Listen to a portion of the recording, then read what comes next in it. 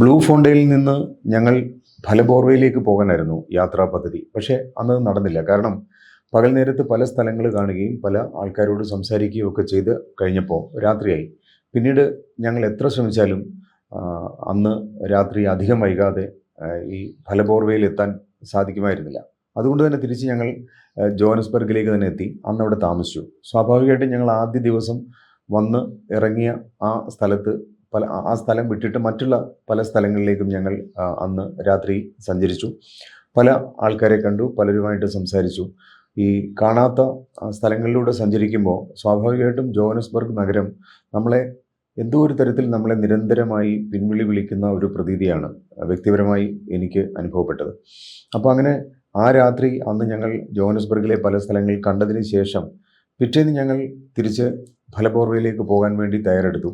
അപ്പോൾ ആ യാത്രക്കിടയിൽ മനസ്സിലായ ഒരു കാര്യം, ഈ ഞാൻ നേരത്തെ ഒരിക്കൽ സൂചിപ്പിച്ചതാണ്, ഈ ദക്ഷിണാഫ്രിക്കയിലെ ചെറുപ്പക്കാർ സ്വാഭാവികമായിട്ടും നമുക്കറിയാം, എല്ലാ സ്ഥലങ്ങളിലും ചെറുപ്പക്കാർ അവരുടെ കുടുംബത്തെ സംരക്ഷിക്കുക, അവരുടെ ജീവിതം നല്ല രീതിയിൽ പിടിപ്പിക്കുക, അതുപോലെ തന്നെ അടുത്ത തലമുറയ്ക്ക് വേണ്ടി ചില കാര്യങ്ങൾ ചെയ്യുക, അങ്ങനെ എപ്പോഴും ജീവിതം രൂപപ്പെടുത്തുന്ന ഒരു കാലമാണ് യൗവനം. പക്ഷേ ഇവിടെ ഞങ്ങൾക്ക് മനസ്സിലാക്കാൻ കഴിഞ്ഞത് ബഹുഭൂരിപക്ഷം ചെറുപ്പക്കാരും അവരുടെ അവർ സമ്പാദിക്കുന്നതൊക്കെ തന്നെ ഏറ്റവും ദൂർത്തമായി ജീവിച്ച് വളരെ സമൃദ്ധമായി ജീവിക്കുന്നതിനപ്പുറം അവർ കുടുംബം അല്ലെങ്കിൽ അതുപോലുള്ള സംരക്ഷണം അല്ലെങ്കിൽ അതുപോലുള്ള നീക്കിയിരിപ്പുകൾ ഇങ്ങനെയുള്ള കാര്യങ്ങളിലൊന്നും കാര്യമായ ശ്രദ്ധ കൊടുക്കാത്തവരാണെന്ന് ചിലരോട് സംസാരിച്ചപ്പോൾ തന്നെ ഞങ്ങൾക്ക് മനസ്സിലായി. അത് എല്ലാവരും അങ്ങനെയാണെന്നല്ല ഞാൻ പറയുന്നത്. പക്ഷേ ബഹുഭൂരിപക്ഷം ചെറുപ്പക്കാരും അവരുടെ ജീവിതത്തിൽ അവർക്കുണ്ടാകുന്ന നേട്ടങ്ങളൊക്കെ തന്നെ അതത് സമയത്ത് ചെലവിട്ട് മുന്നോട്ട് പോവുക, ആഘോഷമായിട്ട് ജീവിക്കുക എന്ന് പറഞ്ഞാൽ വർത്തമാനകാലത്ത് ഏറ്റവും ആഹ്ലാദത്തോടു കൂടി ജീവിക്കുന്ന ഒരു സിദ്ധാന്തത്തിൽ വിശ്വസിക്കുന്ന ചെറുപ്പക്കാരെയാണ് ഞങ്ങൾ ആ ദിവസങ്ങളിൽ പലപ്പോഴും കണ്ടുമുട്ടിയത്. നേരത്തെ പറഞ്ഞതുപോലെ ഈ ദക്ഷിണാഫ്രിക്കയിലെ ചെറുപ്പക്കാരുടെ കാര്യം പറഞ്ഞതുപോലെ തന്നെ കുട്ടികളുടെ കാര്യം, അവർക്ക് നേരിടുന്ന ഏറ്റവും വലിയ പ്രശ്നം ദക്ഷിണാഫ്രിക്കയിലെ കുട്ടികൾ പോഷകാഹാരക്കുറവ് കൊണ്ടുള്ള രോഗങ്ങൾ. അത് വളരെ ആരോഗ്യവകുപ്പ് ചില സമയങ്ങളിലൊക്കെ അത് പരിഹരിക്കാൻ വേണ്ടിയുള്ള ചില ശ്രമങ്ങൾ നടത്തുന്നതായി പറയുമെങ്കിലും ഒരു കാലത്തും ദക്ഷിണാഫ്രിക്കയിലെ ഭരണകൂടത്തിന് അത്തരം കാര്യങ്ങൾ ഗൗരവത്തോടെ കാണാനോ അതിനെ അഡ്രസ്സ് ചെയ്യാനോ കഴിഞ്ഞിട്ടില്ല. ഞങ്ങൾ സഞ്ചരിക്കുന്ന സമയത്ത് കണ്ടുമുട്ടിയ പല സ്ഥലത്തും ഈ ചില മൈതാനങ്ങളിലും ചില കോളനികളിലും ചില സ്ഥലങ്ങളിലുമൊക്കെ കണ്ടുമുട്ടിയ കുട്ടികളെ ഞങ്ങൾ നോക്കി നിൽക്കുമ്പോൾ മനസ്സിലായ ഒരു കാര്യം, ഏറ്റവും കൂടുതൽ അവിടെ കുട്ടികൾ അനുഭവിക്കുന്ന ഒരു പ്രശ്നം ഈ പോഷകാഹാരക്കുറവാണ്. അതുപോലെ തന്നെ പ്രാഥമിക വിദ്യാഭ്യാസം. നമ്മുടെ നാട്ടിൽ പ്രാഥമിക വിദ്യാഭ്യാസത്തിന് എത്രമാത്രം പ്രാധാന്യം നമ്മുടെ സമൂഹവും സർക്കാരും കൊടുക്കുന്നുണ്ടെന്ന് നമുക്കറിയാം. പക്ഷേ അവിടെ അങ്ങനെ ഒരു നിർബന്ധിതമായ പ്രാഥമിക വിദ്യാഭ്യാസം അല്ലെങ്കിൽ അത് സർക്കാരിൻ്റെ ഭാഗത്തു നിന്ന് അതിനുള്ളൊരു പിന്തുണ അല്ലെങ്കിൽ കുടുംബങ്ങളിൽ നിന്നും അവിടുത്തെ ദക്ഷിണാഫ്രിക്കയിലെ മുതിർന്ന പൗരന്മാരിൽ നിന്നുള്ള ഒരു പരിശ്രമം, ഇതൊന്നും തന്നെ വളരെ ഊർജിതമായി നടക്കുന്നില്ല എന്നാണ് പലരും ഞങ്ങളോട് പറഞ്ഞത്. കാരണം ഈ പറയുന്ന പ്രാഥമിക വിദ്യാഭ്യാസം നേടിക്കഴിഞ്ഞാൽ അവർക്ക് സർക്കാരിലോ മറ്റു സ്ഥലങ്ങളിലോ അവർ നേടുന്ന വിദ്യാഭ്യാസത്തിനനുസരിച്ചുള്ള ജോലി പലപ്പോഴും കിട്ടാറില്ല. അതിൻ്റെ കാരണം പലപ്പോഴും ഈ പറഞ്ഞ പോലെ നന്നായിട്ട് പഠിച്ച് നല്ല വിദ്യാഭ്യാസം നേടി വരുന്ന കുട്ടികൾ പരീക്ഷ എഴുതി പല പരീക്ഷകളും മത്സര പരീക്ഷകൾ എഴുതി ഉദ്യോഗാർത്ഥികളാകുന്നുണ്ടെങ്കിലും സാധാരണക്കാരായ മനുഷ്യർ പലപ്പോഴും അവർ വിദ്യാഭ്യാസം നേടിയതിന് ശേഷം അവർ സാധാരണ കൂലിപ്പണികളിലും ചെറിയ ചെറിയ ഫാം ഹൗസുകളിലും അല്ലെങ്കിൽ അത്തരം ജോലികളിലേക്ക് പെട്ടെന്ന് വരുമാനം ഉണ്ടാകുന്ന ജോലികളിലേക്ക് തിരിഞ്ഞു പോകുന്നതായിട്ടാണ് കാണുന്നത്. സ്വാഭാവികമായിട്ടും അവരുടെ അടുത്ത തലമുറയും അങ്ങനെ തന്നെ വളർത്താൻ ആണ് പലപ്പോഴും അവർക്ക് കഴിയാറുള്ളൂ. ഞങ്ങളതിനെക്കുറിച്ച് ചില സാമൂഹ്യ പ്രവർത്തകരോട് സംസാരിച്ചപ്പോൾ മനസ്സിലായ ഒരു കാര്യം, സർക്കാരിൻ്റെ ഭാഗത്തു നിന്ന് നെൽസൺ മണ്ടേല നടത്തിയ സ്വാതന്ത്ര്യ സമരത്തിന് ശേഷം ദക്ഷിണാഫ്രിക്ക സ്വതന്ത്രമായതിനു ശേഷം മാറി മാറി വന്ന സർക്കാരുകൾ, ഞങ്ങളന്ന് യാത്ര ചെയ്യുന്ന സമയത്ത് ജേക്കബ് സുമോ ആണ് അവിടുത്തെ ഭരണാധികാരി. അദ്ദേഹം ഒരിക്കലും അദ്ദേഹത്തിൻ്റെ നേതൃത്വത്തിൽ നെൽസൺ മണ്ടേലയുടെ രാഷ്ട്രീയ പാരമ്പര്യം അവകാശപ്പെടുന്നവരാണെങ്കിലും പിന്നീട് അവർ ദക്ഷിണാഫ്രിക്കയിലെ പുതിയ തലമുറയെ പുതിയ രീതിയിലേക്ക് വാർത്തെടുക്കുന്നതിന് വേണ്ടിയിട്ടുള്ള യാതൊരു ശ്രമവും നടത്തിയിട്ടില്ല എന്നുള്ള പരാതിയാണ് ഞങ്ങൾ കണ്ടുമുട്ടിയ പല സാമൂഹ്യ പ്രവർത്തകരും ഞങ്ങളോട് പറഞ്ഞത്. വലിയ മൾട്ടിനാഷണൽ കമ്പനികൾ ഇവിടേക്ക് വരുമ്പോൾ അവരുടെ ബഡ്ജറ്റിൽ തന്നെ അവർ ഈ പറയുന്ന കൈക്കൂലി കൊടുക്കാനുള്ള പണം മാറ്റിവെക്കും. ഈ പണം ഉദ്യോഗസ്ഥർക്കും രാഷ്ട്രീയക്കാർക്കും കൊടുക്കുന്നതോടെ പലപ്പോഴും ദക്ഷിണാഫ്രിക്കയിലെ പല കാര്യങ്ങളും പെട്ടെന്ന് നടത്തിയെടുക്കാൻ ഇന്ത്യയിലെ പോലെ തന്നെ അല്ലെങ്കിൽ കേരളത്തിലെ പോലെ തന്നെ നടത്തിയെടുക്കാൻ സാധിക്കും. അങ്ങനെ ഈ കൈക്കൂലിയിലൂടെ ഒരു കാര്യങ്ങൾ സാധിക്കാൻ കഴിയും എന്ന് ഈ വരുന്ന വലിയ കോർപ്പറേറ്റുകളുടെ പ്രതിനിധികൾ പെട്ടെന്ന് തന്നെ മനസ്സിലാക്കിയതുകൊണ്ട് തന്നെ അത് ഇന്നും വളരെ സുഗമമായി നടക്കുന്നു. ഈ നാട്ടുകാരിൽ പലർക്കും ഈ കാര്യങ്ങൾ അറിയാം. അതുകൊണ്ട് തന്നെ അവർ ആദർശനിഷ്ഠമായ എന്തെങ്കിലും തരത്തിലുള്ള കാര്യങ്ങൾ ചെയ്ത് ജീവിതം മുന്നോട്ട് കൊണ്ടുപോകാനാകും എന്നുള്ള പ്രതീക്ഷ പലപ്പോഴും അവർക്ക് അസ്ഥാനത്താകും.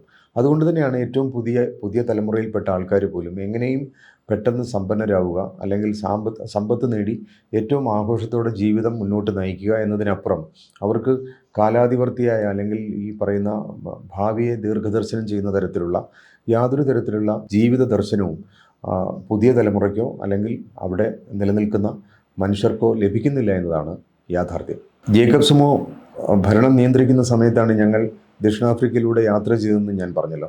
ഈ ദക്ഷിണാഫ്രിക്കയിൽ ജേക്കബ് സുമോയും അല്ലെങ്കിൽ അദ്ദേഹം പ്രതിനിധാനം ചെയ്യുന്ന രാഷ്ട്രീയ കക്ഷികളും വലിയ വലിയ അഴിമതികൾ നടത്തിയപ്പോഴൊക്കെ തന്നെ അവിടുത്തെ മാധ്യമങ്ങളും അല്ലെങ്കിൽ ലോകത്ത് പല മാധ്യമങ്ങളും നെൽസൺ മണ്ടേല തുടങ്ങി വെച്ച രാഷ്ട്രീയ ദർശനം പൂർണ്ണമായിട്ടും ജേക്കബ് സുമോയുടെ കാലത്ത് ഇല്ലാതായിരിക്കുന്നു എന്ന് പറയുകയുണ്ടായി. പക്ഷേ അതൊന്നും മുഖവിലയ്ക്കെടുക്കാതെ ഈ ജേക്കബ് സുമോയെക്കുറിച്ച് നമുക്കറിയാം. നെൽസൺ മണ്ടേലയുടെ ഒപ്പം റോബൻ ഐലൻഡിൽ തടവുകാരനായിരുന്നു അദ്ദേഹം. അന്ന് അവിടെ വെച്ച് അവർ തമ്മിൽ രാഷ്ട്രീയമായ സൗഹൃദം ഉണ്ടായിരുന്നു. ആദ്യകാലത്ത് വളരെ ആദർശനിഷ്ഠനായ രാഷ്ട്രീയ നേതാവായിരുന്നു ജേക്കബ് സുമോ. പക്ഷേ പിന്നീട് അധികാരം കിട്ടിയതിന് ശേഷം ഈ രാഷ്ട്രീയ തലത്തിൽ നടന്ന പല അഴിമതികളിലും ജേക്കബ് സുമോയുടെ പേര് ഉയർന്നു വരികയും അദ്ദേഹം പലപ്പോഴും വിവാദത്തിൻ്റെ നടുവിൽ നിൽക്കുന്നതാണ് നമ്മൾ പിന്നീട് കണ്ടത്. അതുപോലെ തന്നെ വളരെ പ്രധാനപ്പെട്ട, ഞാൻ ഒരിക്കൽ ഒരിടത്ത് സൂചിപ്പിച്ച ഒരു കാര്യമാണ്, വിന്നി മണ്ടേല നെൽസൺ മണ്ടേലയുടെ ജീവിതത്തിലെ ഏറ്റവും നിത്യസാന്നിധ്യമായി വിജയത്തിൻ്റെ എല്ലാം പിന്നിൽ നെൽസൺ മണ്ടേലയ്ക്കൊപ്പം വിന്നി മണ്ടേല ഉണ്ടായിരുന്നു. പക്ഷേ നെൽസൺ മണ്ടേലയുടെ ഭരണകാലത്ത് തന്നെ പല ആൾക്കാരും വിന്നി മണ്ടേലയെ പരിചയപ്പെടുകയും അല്ലെങ്കിൽ വിന്നി മണ്ടേലയുമായി വ്യക്തിപരമായ സൗഹൃദം സ്ഥാപിക്കുകയും അവരിലൂടെ പലതരത്തിലുള്ള അഴിമതികൾക്ക് കൂട്ടുനിൽക്കുന്ന പലരും ആ കാര്യം സാധിക്കുന്നതിന് വേണ്ടി വിന്നി മണ്ടേലയെ ഉപയോഗപ്പെടുത്തിയെന്ന് നമുക്കറിയാം. അങ്ങനെ ഈ പറയുന്ന ജീവിതകാലത്ത് തന്നെ നെൽസൺ മണ്ടേലയും വിന്നി മണ്ടേലയും തമ്മിൽ പിരിയുന്നുണ്ട്. അപ്പോൾ അങ്ങനെ പിരിയുന്നതിൻ്റെ യഥാർത്ഥ കാരണം അവർ രണ്ടുപേരും അങ്ങനെ അധികം പരസ്യപ്പെടുത്താൻ ശ്രമിച്ചില്ല. പക്ഷേ ഈ ഞങ്ങളവിടെ യാത്ര ചെയ്യുമ്പോൾ സംസാരിച്ച ചില ആൾക്കാരിൽ നിന്ന് മനസ്സിലായ ഒരു കാര്യം, വ്യക്തിപരമായി നെൽസൺ മണ്ടേലയെ അറിയാതെ വിന്നി മണ്ടേലയിലൂടെ ചില ആൾക്കാർ നടത്തിയ വലിയ അഴിമതികളും അല്ലെങ്കിൽ സ്വജനപക്ഷപാതപരമായ കാര്യങ്ങളുമാണ് ശരിക്കും ഈ നെൽസൺ മണ്ടേലയും വിന്നി മണ്ടേലയും തമ്മിൽ അകലാനുള്ള കാരണം. അതിനപ്പുറം അവർ തമ്മിൽ ഈ പറയുന്ന ജയിലിലായിരിക്കുമ്പോഴും പുറത്തുമൊക്കെ തന്നെ നെൽസൺ മണ്ടേലയുടെ നിഴൽ പോലെ ജീവിക്കുകയും നെൽസൺ മണ്ടേലയുടെ എല്ലാ ജീവിത വിജയങ്ങൾക്കും അല്ലെങ്കിൽ അദ്ദേഹം നടത്തിയ എല്ലാ സമരങ്ങൾക്കും പൂർണ്ണ പിന്തുണ നൽകിയ ആളാണ്. നമുക്ക് ഇന്ത്യയിൽ പറയുമ്പോൾ കസ്തൂർബ ഗാന്ധിയെ പോലെ ഈ പറയുന്ന വിന്നി മണ്ടേല. പക്ഷേ അവസാന കാലത്ത് പലതരത്തിലുള്ള ആരോപണങ്ങൾ നേരിടാൻ കാരണം ഈ അഴിമതിക്കാരായ ആൾക്കാർ വിന്നി മണ്ടേലയിലൂടെ അല്ലെങ്കിൽ നെൽസൺ മണ്ടേലയുടെ ഭാര്യയായിരുന്ന വിന്നിയിലൂടെ പല കാര്യങ്ങളും സാധിക്കാൻ ശ്രമിച്ചതാണ് നെൽസൺ മണ്ടേലയും വിന്നി മണ്ടേലയും തമ്മിൽ പിരിയാൻ പോലും കാരണമായത്. ഞങ്ങൾ യാത്ര ചെയ്യുന്നതിനിടയിൽ പലപ്പോഴും നെൽസൺ മണ്ടേലയെക്കുറിച്ച് ചില ആൾക്കാർ സംസാരിക്കുന്നത് കേൾക്കാനിടയായി.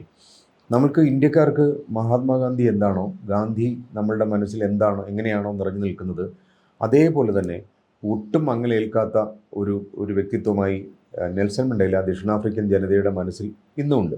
അതിൻ്റെ കാരണം മറ്റൊന്നുമല്ല, അദ്ദേഹം ജീവിച്ചിരുന്ന കാലത്ത് അദ്ദേഹം മുന്നോട്ട് വെച്ച രാഷ്ട്രീയ ദർശനവും അദ്ദേഹം ജീവിച്ച രീതിയും അദ്ദേഹം സ്വീകരിച്ച സമരമാർഗങ്ങളും ഒക്കെ തന്നെ ആ ജനതയ്ക്ക് എത്രമാത്രം വ്യക്തിത്വം നൽകിയെന്ന് അവരുടെ പിൻതലമുറ മനസ്സിലാക്കുന്നുണ്ട്. പക്ഷേ അദ്ദേഹം പ്രതിദാനം ചെയ്ത രാഷ്ട്രീയ കക്ഷി പിന്നീട് ഏതൊക്കെ തരത്തിൽ മാറി എന്നത് അവിടുത്തെ ജനങ്ങൾക്ക് അനുഭവപ്പെട്ട കാര്യമാണ്. അത് നമുക്കും മനസ്സിലാവുന്ന കാര്യമാണ്.